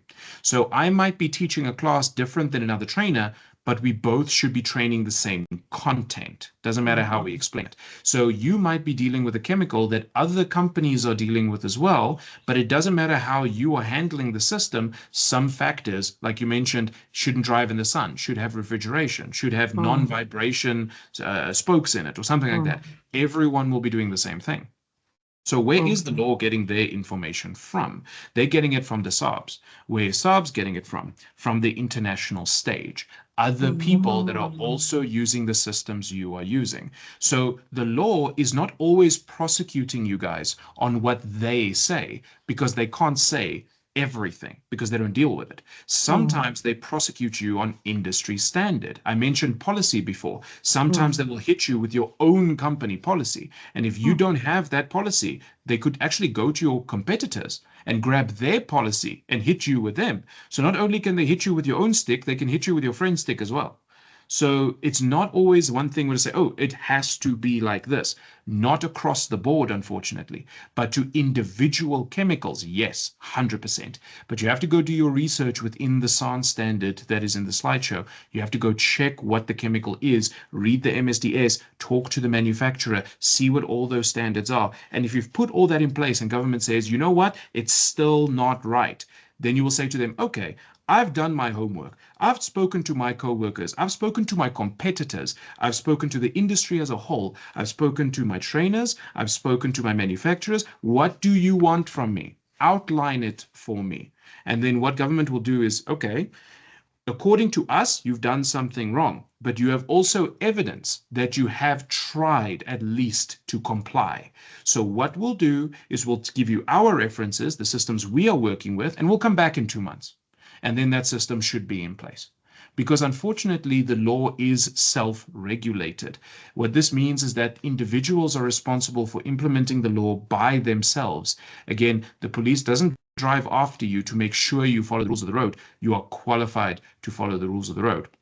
But a lot of laws, there's no qualification for. So you have to go do that research. And as long as you can prove that you did the research, you can say, okay, I'm wrong, but I tried. And then they will say, okay, you know what? points for trying. Here's how we help you. But if you have not tried, you've not communicated, you've not spoken to all these different industries to try and gather this very vague information about this piece of chemical that only you are using, then they can say, well, you didn't try. And because you didn't try, we're giving you no points. Here's your fines. So it's not always about solving the problem. Safety cannot solve the problem. Otherwise, we wouldn't have fatalities. We wouldn't have incidents anymore. It's not about achieving 100%, but getting as close to 100% as possible. Remember, guys, there's pass rates for a reason. Okay, so if the law is looking at your report card, let's say it like that, they will be much happier with seeing an 80% than seeing a 20%. So if you are missing that 20% off your 80, 80 is still pass. 80 is still very good. It's a distinction. So they will be more eager to help you, more eager to forgive you under those contexts because you tried. They don't want you to solve the problem. They want you to report the problem. Even if you're going to the Transport Department or Labor Department directly and say, listen, guys, we can't find this information. What are you judging us on? Then they will say, okay, you know what? You're doing the effort. You're coming to us. So let me sit down with you. Let me help you. And I found in my experience, again, I've got qualifications as a qualified assessor. So we've got CETA and TITA and all these organizations who's auditing us. And when I first started with this, I ran into those problems. Why must the IDs be like this? Why must the course be set out with this? How does the CCFO requirements work? So I went to CETA and I said, listen, I've got the qualifications, but I don't know where you're getting these rules from. Will you help me?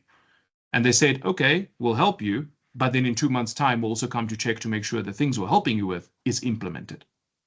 So ultimately, I'm giving you guys plenty of options here of where you can find this information. I would recommend, obviously, manufacturers, other companies, the international stage. But if you're at your last rope and you've got nobody else to talk to, the people you are the most scared of, remember, they are judging you. But how?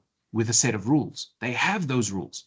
So if we can reach out to them and say, listen, look, I've tried, help me, then they'll more than likely be willing to help you. Because like it or not, you guys are providers to the economy. And the government has a very good interest in keeping the economy going. So as long as we operate in good faith, I don't see why nobody will help us if we ask for it. Does that answer your question, Michelle? 100%. Thank you so much. Wonderful. Are there any other questions on transportation before we move on to flammable storage? Okay, then I think we can continue. Yes, Yabi. Hi, Doc. Just want to check the time. We've been sitting for 2 hours. I think everyone just want to take a quick 10-minute break. Everyone fine to take a quick 10-minute break, and we'll come back and finish flammable stores, and then we'll jump into questions. Okay, that works for me. Okay, let's just take a quick one. We'll be back 11, and then we'll finish up. Wait, Okay. there's a few questions. Let's just answer from Ramrock.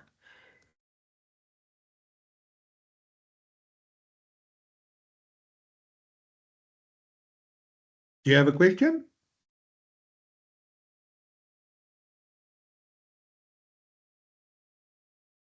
Okay, let's take a quick one. We took a break. Yeah, let's just take a quick break. We'll be back in 10 minutes. Yeah, enjoy, guys.